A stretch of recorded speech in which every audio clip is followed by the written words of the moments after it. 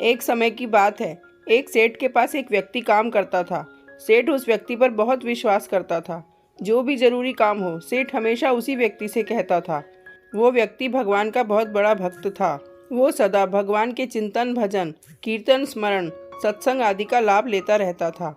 एक दिन उसने सेठ से श्री जगन्नाथ धाम यात्रा करने के लिए कुछ दिन की छुट्टी मांगी। सेठ ने उसे छुट्टी देते हुए कहा, भाई मैं तो हूँ संसारी आदमी, हमेशा व्यापार के काम में व्यस्त रहता हूँ, जिसके कारण कभी तीर्थ गमन का लाभ नहीं ले पाता।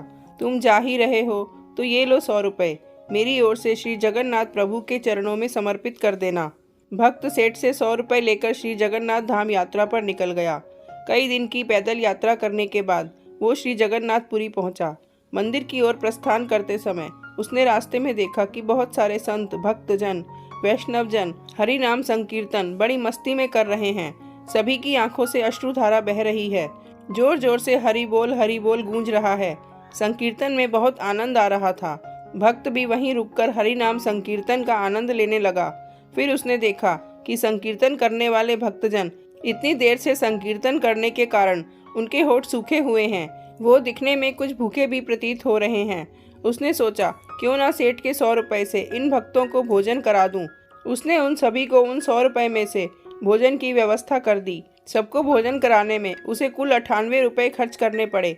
उसके पास 2 रुपये बच गए। उसने सोचा, चलो अच्छा हुआ, 2 रुपये जगन्नाथ जी के चरणों में सेठ के नाम से चढ़ा दूंगा।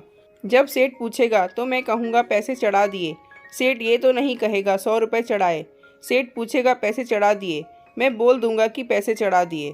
झूठ भी नहीं होगा और काम भी हो जाएगा। भक्त ने श्री जगन्नाथ जी के दर्शनों के लिए मंदिर में प्रवेश किया। श्री जगन्नाथ जी की छवि को निहारते हुए अपने हृदय में उनको विराजमान कराया।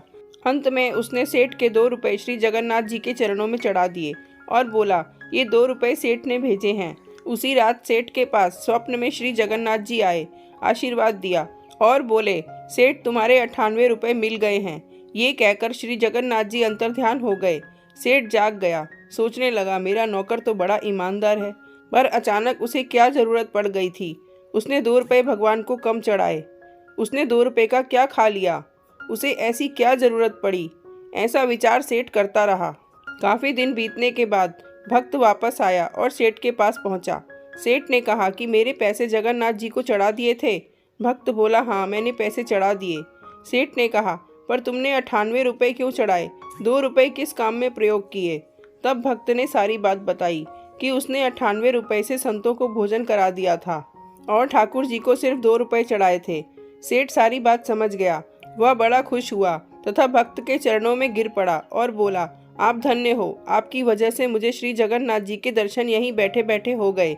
भगवान को आपके धन की कोई आवश्यकता नहीं है। भगवान को वो 98 रुपये स्वीकार हैं जो जीव मात्र की सेवा में खर्च किए गए, और उस 2 रुपये का कोई महत्व नहीं जो उनके चरणों में नगद चढ़ाए गए।